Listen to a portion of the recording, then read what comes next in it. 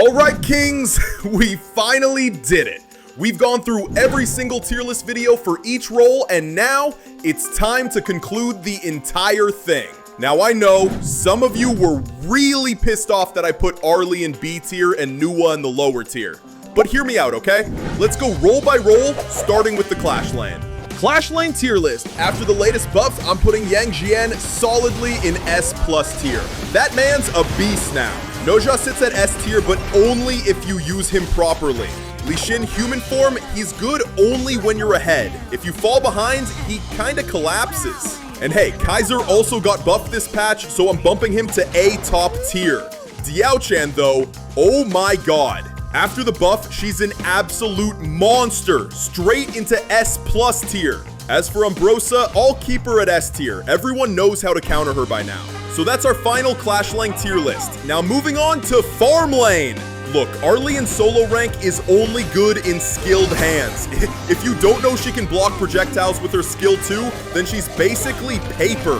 So I'll keep Arlie in S+ tier only if you can play her right. Same goes for D-Renjie. If you can't time your skills properly in team fights, keep them low tier, no question. Aaron with physical burst build, S tier. But with a magic build, nah, drops to B tier. Huang Zhong in a 5-man comp is S+, but in solo queue, sorry man, C tier. He's just a sitting duck target. Shano I'll move to A tier, solid this season. Garo stays last on A tier, while Lady Sun leads the A tier pack.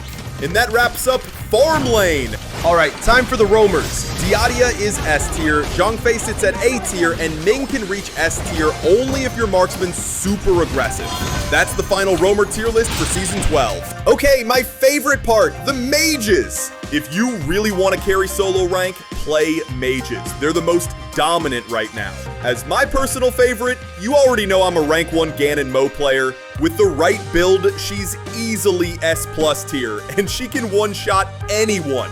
If you guys want to see gameplay, drop a comment, I got you. Princess Frost, I'll rank her S tier. Her ultimate is so annoying in team fights, and if you pair her with Dolia, just forget about losing. Diao-chan after the buff is A tier, but still not quite at the S tier level. Yixing is the dark horse of the season. Secret S tier pick, remember that. Nuwa is a strong diver counter mage. If you know rotations well, she's S tier. But most players, they just can't rotate with her.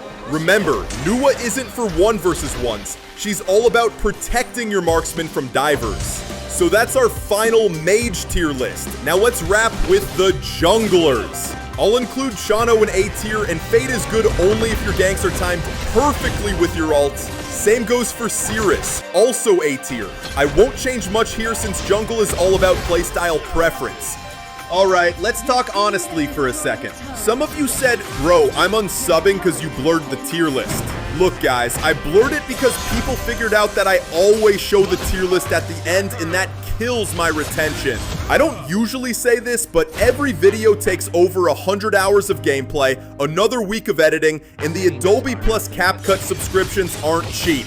All that, and I barely make $100 a month.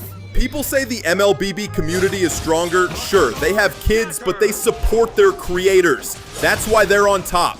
If we don't support our creators, no game can grow. I've seen Chinese gameplay just drag dropped from random sites getting millions of views. But this is supposed to be a global community. If we keep flooding it with copied stuff, nothing original will survive. China's success comes from creator support, not just skill.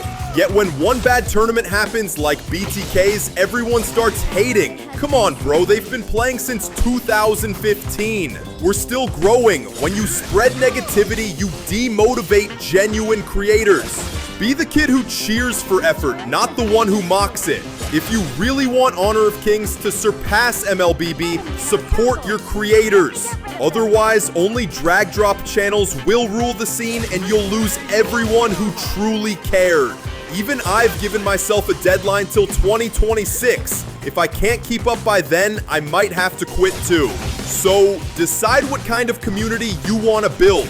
Be mature, but also be kind. Support those putting their heart into this game. Good luck, Kings, and let me know your thoughts in the comments.